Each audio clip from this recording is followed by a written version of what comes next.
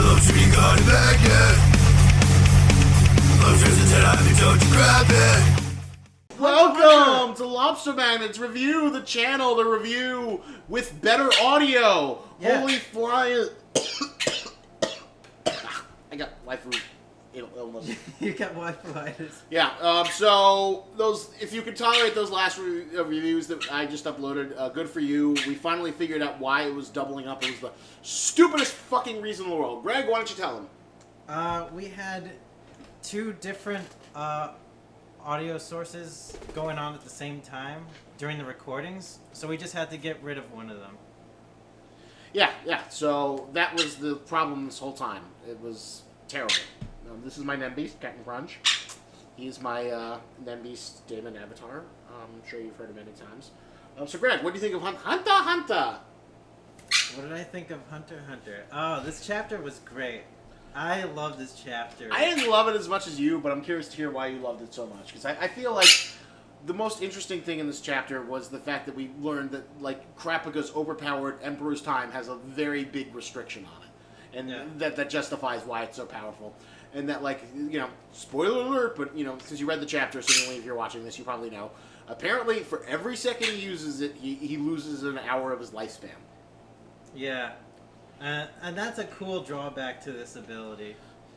Yeah, it is a really cool drawback. It shows Kurapica's it's like the ultimate, like, a really, really good power is something that, like, speaks volumes about the person wielding it, about their personality.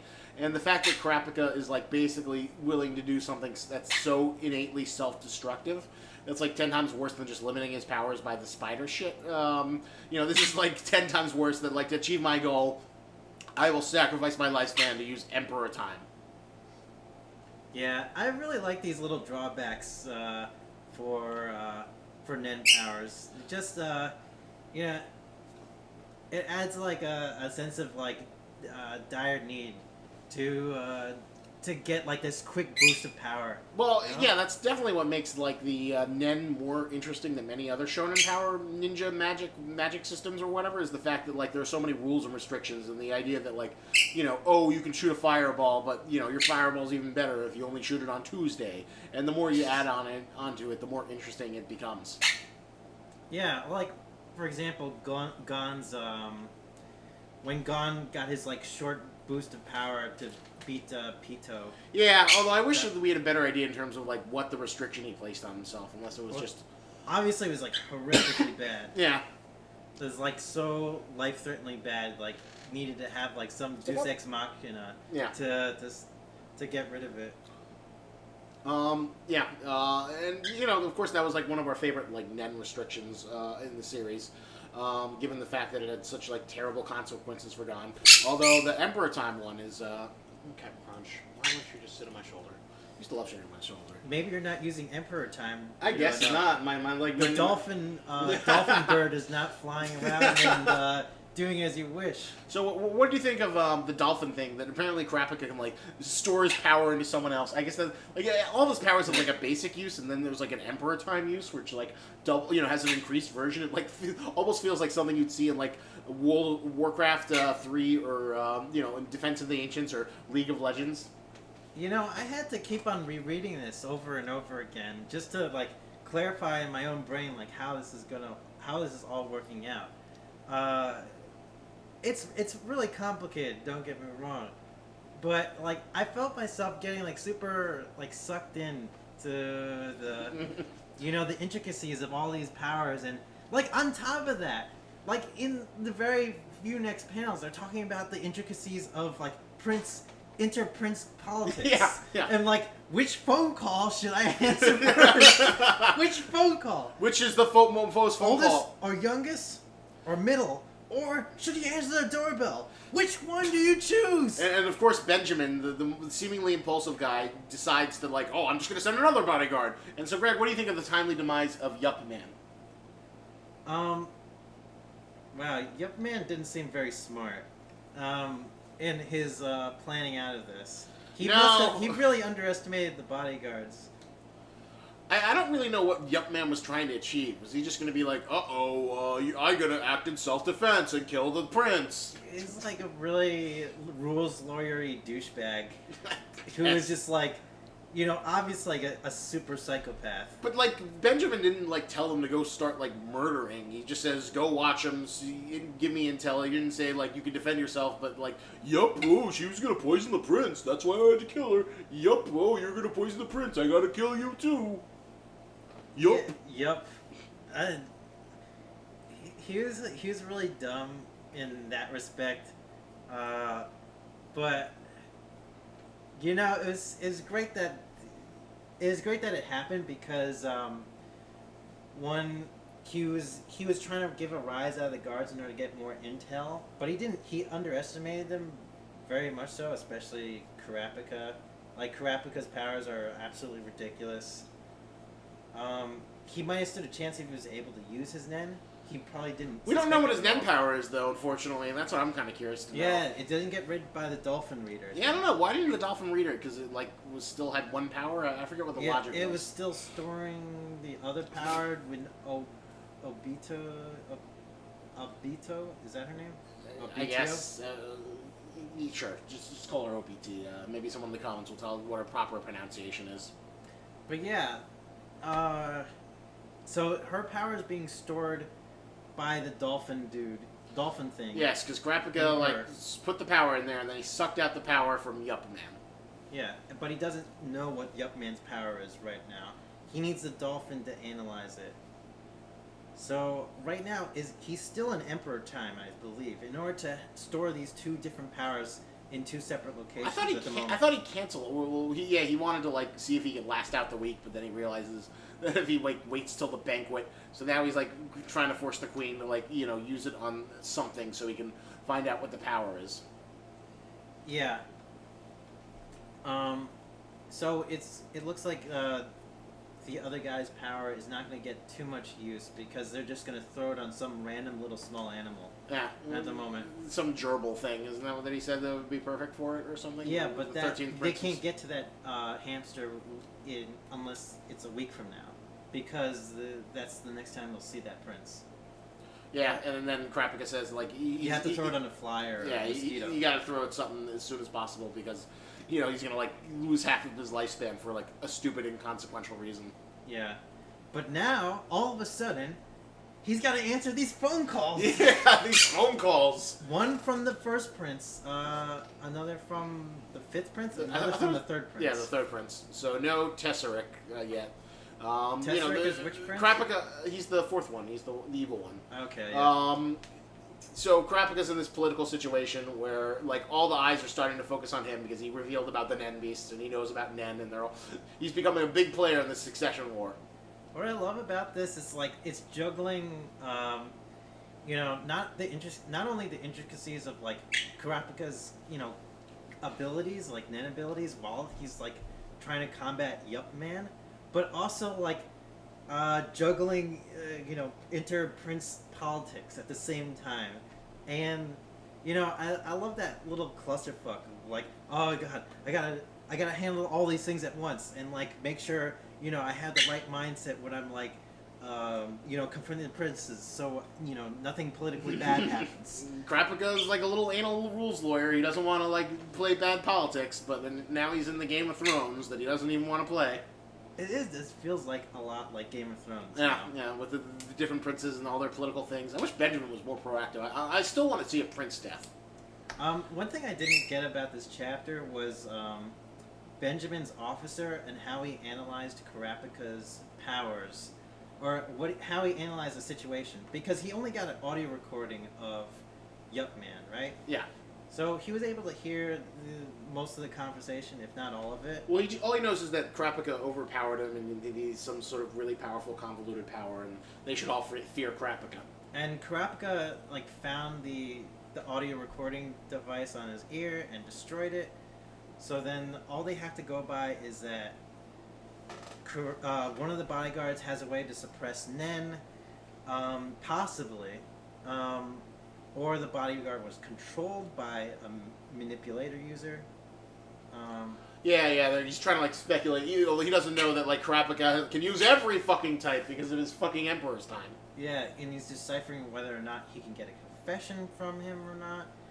But he should have been able to know that, sort of, because Kurapica did say that out loud to Well, him. those parts to me felt like wasting time, though, because of the fact that, like, it gets like super there's nothing anal analytical. Yeah, from and the other side. it's like, they're all questions that we know the answers to, and they're not interesting questions.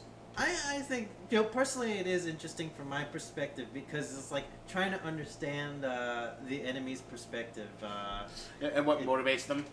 Everything in Hunter x Hunter is so well thought out. Yeah, this is definitely like building up a well thought. I want Prince Death, man. I want some fucking carnage. We man. almost got it, with Wobble. With Yup Man. Yup Man was the closest we've got so far. Yeah. He almost was successful. I just hope that like before we go on to Hiatus, ex-Hiatus, Togashi like kills at least maybe half of the princes.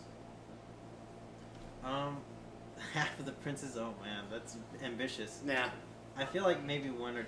Or do you think like maybe like he'll find some way to like the succession war is wrong and they rules lawyer their way out of it? Because it's funny like we were we've been doing our Game of Thrones super catch up for Greg time, and before we ended on we watched Hunter x Hunter on the good old Toonami block. Yeah. And it was the end of the York New City arc, and basically in its essence it's like probably the most anticlimactic ending to anything ever. It just ends with a mutual hostage exchange where everyone's just kind of okay with it, and then it's just like Gon and Kurapica leave the spiders alone, go away and leave the spiders alone. The spiders leave them alone, and nothing's really resolved.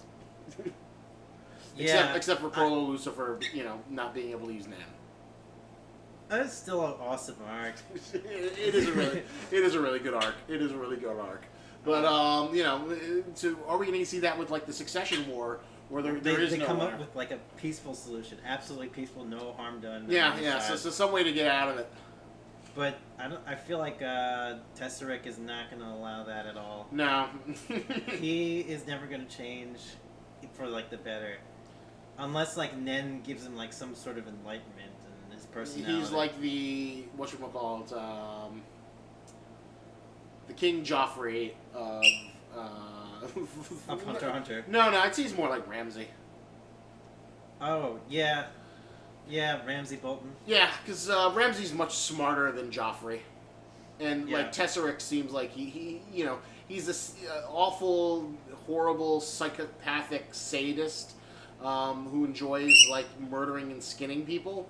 But it feels like he's smart. He doesn't do stupid shit. Yeah. And like, to get into the Boltons, like, Scott loves Roose Bolton. Roose Bolton is a horrible, horrible person. He raped Ramsay's mother after hanging her father from a tree. There is nothing redeemable about Roose Bolton. But what makes him an interesting and fun character is that he's smart about it.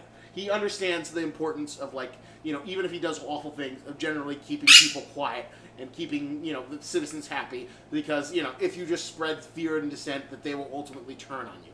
And, like, being afraid, you should always be afraid. You are never safe. And that's what makes Roose Bolton kind of, like, an interesting character, because he's, like, ultra pragmatic. Like, one of my favorite scenes in the book is when Roose Bolton talks about, he's talking to Reek / Theon about his, like, his philosophy of life. It's, like, in the 5th book, I think. Then that'd be interesting once I get around to that. But how does this relate to Hunter x Hunter again? It relates to Tesseract. Tesseract is like probably like a little bit more Ramsay because he's a bit more sadistic than Roose Bolton, but he's more like Ramsay, and then Ramsay's more sadistic. But he's smart. He appears like he's not going to do stupid shit. He's not going to just like start mutilating people and skinning his fellow siblings just for the sake of winning this war. Yeah. So he's going to just do it about it in a super smart way, but he's still a psychopath. Yeah, he's still a horrible, malicious person, but he's going to be clever in however he pursues, like, how he ultimately tries to win it. But Greg, you were really happy with all the details that were explained in the demise of Yup Man. Yeah, I thought that was interesting because not only are there, like, there's the complications of Nen and, like, the battle tactics they have to use in order to beat Yup Man, but also, what happens in the aftermath, like the political aftermath of like assassinating one of of the the first king's first prince's bodyguards. Yeah, true. Although the first, he was just like, on a fucking bender, just like, yup, oh, I gotta kill this person, yup, self-defense, yup. I mean, sure, he kind of did about it in a stupid rules lawyery way, of like, oh, yep, I was just defending myself, self-defense, yep, self-defense. I want to see what his Nen power is, something with like air fist or whatever. Yeah, I assume it's like some kind of like Projectile or something, yeah. Air projections thing. If I were to rate this chapter, it'd be like 9.5. 9.5? I'd give it an 8. It was an interesting chapter, but like, for me, I want to see the story move a little bit faster. I don't want to see like, people arguing about details we already know the answers for. Like Jesus Christ, how much time do we spend like with the spiders? Like, what's Kurapica's ability? What's the chain user? Oh, the chain user's trying to hunt us down. What does the chain user do? Are you under control of the chain user? We need to know what the chain user does. Like we wasted so much page and screen time on it. If you think about like, with all these Nen powers, everything has to be like a super mental battle, because you could like die in an instant, like without any sort of like information about what the user's ability is. Like they could like turn you into stone by looking at you, and you fucked up. Yeah. I know everyone's all super. Oh, it doesn't matter what. Like in an end battle, strength doesn't matter. In a super like more practical, realistic sense, like this is like how these crazy powers would function in a universe, I believe. Yeah. It would all be like information battles, in a sense. And there's definitely a huge information war here. So which one do you think Kurapica's going to like talk to first? Which one? Maybe he'll choose the fourth option, which is cause a distraction and explosion in the room, and make sure that the princes aren't, personally scolded by the rejections. I think he's going to talk to the first prince. I think that's the one he's going to go for. What if he opened all 3 phone lines and had each of the people talk to each of the princes? That'd be interesting. That would be a good fourth option. And then who has to answer the doorbell? Someone has to answer the doorbell. Maybe Prince Wobble will answer the doorbell. Prince Wobble, are you going to cosplay as Prince Wobble? Best character ever? The best prince ever? Just the baby prince? I would love it if someone like cosplay as Queen Obito or whatever the hell her name is. And just had like a little doll around and it's Prince Wobble! Or just like have a real baby and cosplay as Wobble. Yeah, exactly. Maybe like have a Nen Beast when we reveal the Nen Beast for Wobble. When we actually see it. That would be amazing. I love people, like nerdy parents who like force their children to cosplay. Like one of my favorite cosplays of all time was like a guy who was like as Varys the spider, and then his like wife or girlfriend was Daenerys, and they had like 2 twins, and they had them like dressed up as dragons, but they had them in like on chain leashes. Yeah, I remember seeing that in a con. That was really very fun stuff. That was amazing. So all you guys like go reproduce, have children, so you can force them to cosplay. That's the best use of children. That's the best use of children. You can drag them to cons and dress them up as costumes and get them, acclimated to geek culture. Screw having them go to, like, soccer practice. They need to go learn about Homestuck. Yeah, there you go. So I think that finishes up everything we wanted to say about this, right? What do we, I know exactly what we're going to show. Something to increase your lifespan. No, I got something. For Emperor time. No, I got something better. What? We're going to have a drone. I'm going to find a drone in celebration of Kurapica's, like, dolphin power. No, this way. Oh, this way, this way? Yeah. I'm going to have it, like, buy this drone so you can pretend to be Kurapica with his super, hyper... Goddamn it, Captain Crunch. Calm down. Calm down, my Nen bird. Calm down, Dolphin. Calm down. Ah, son of a bitch. Calm down, Dolphin. You're in Emperor time now, Isaac. Yeah. That's why it hurts so much. Yeah. The whole Dolphin.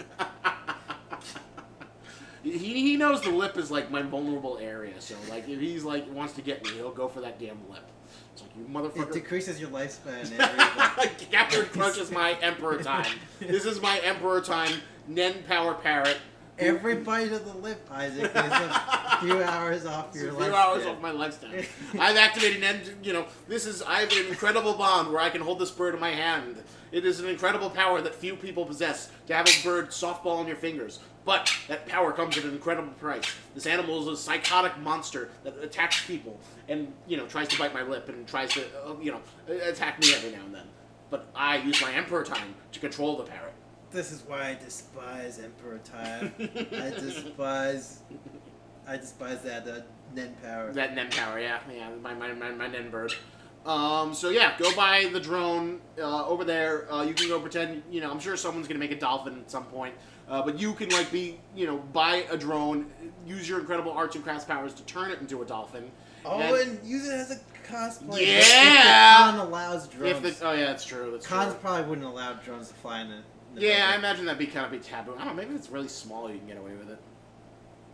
Well, maybe if you're on the rooftop on the hotel of your con next to your con. If you're outside, and you happen to be wearing your costume of Kurapica, and you got everything set up, and no one's looking, you can fly your Kurapica drone.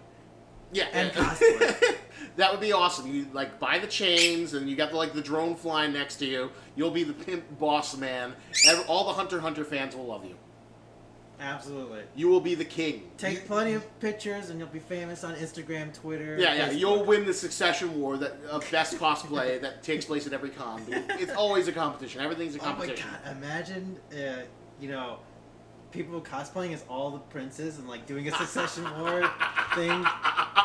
That would be amazing. And they just do photo shoots where they're all just stabbing each other with knives. Yeah. Oh my god! And they each have a Nen beast that they could pull out, to put on their shoulders. Or something. Or they're double cosplayers. Someone's the Nen beast and the other person's the prince. Oh my god, that would be so insane. Greg, so if you and me did a cosplay, which prince would you want to be? Well, you know the answer. So you'd be the chameleon car, and I'd be the weird. Well, I would want to be just the chameleon Nen beast with the fucking wheels. That would propose a very big challenge for you. It would. I could also wear it just have it strapped to my body, just be wearing it like this, and I'll be walking around like that. Yeah. That would be fun. Alright, well, thank you for watching the video. Hopefully this audio is probably 10 times better. We tested it. We know it's better. We apologize for the terrible echoey audio. Yes. Just bear with it if you can. Next week will be better. We probably won't be recording from the studio. But the next time we do, now we know. Now we're prepared. Knowing is half the battle. G.I. Joe! Hunter x Hunter. Hunter x Hunter. You think about it, that's almost the same slogan for Hunter x Hunter, right? Knowing it's half the battle. Yeah. For Nen powers, too. That is true. Alright, so comment, subscribe. We love your comments. As you can see, I usually like them because, my only sense of validation is when I go and look and see if there's a new comment. As you've seen in my 1,000 sub videos, maybe I'll find cuter things to do with them in the future. Depending on how much production time that takes. But yeah, thank you for watching. And remember, lobster's antennas, but don't you grab it.